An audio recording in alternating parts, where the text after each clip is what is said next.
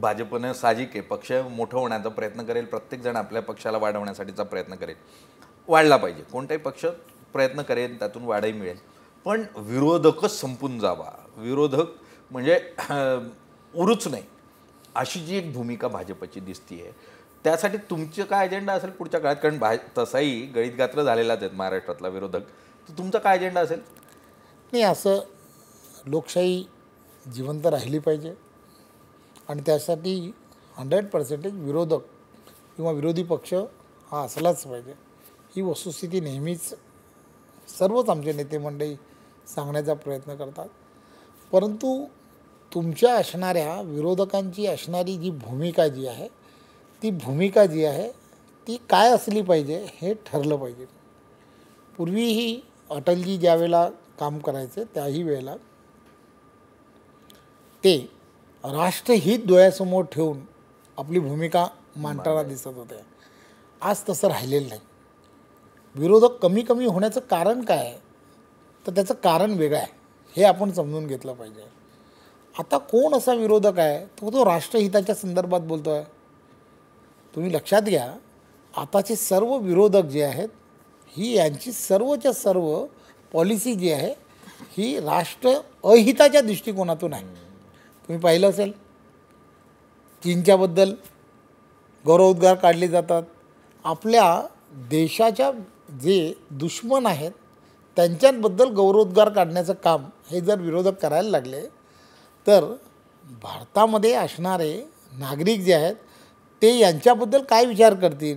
त्यामुळे यांच्याबद्दलचं मत जे आहे लोकांमधलं, नागरिकांमधलं, हे कुठेतरी वेगळ्या दिशेने जायला सुरुवात झाली. हे खरं तर कारण आहे. विरोधकांना विरोधक कमी कमी का होत आहेत, तर त्याचं कारण असं आहे की जो सामाजिक जीवनामध्ये काम करणारा एखादा समाजसेवक असतो, त्या समाजसेवकाला हे लक्षात येतं की अरे मी कोणाबरोबर काम करतो आहे.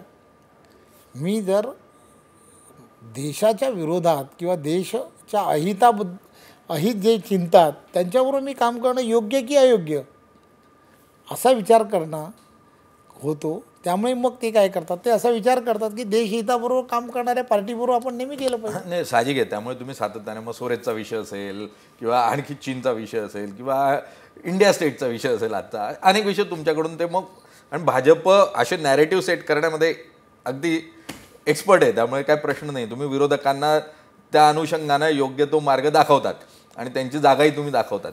येत्या काळामध्ये पण विरोधक समजून घ्या गळीतगात्र होतोय, हे सगळं मान्य आहे.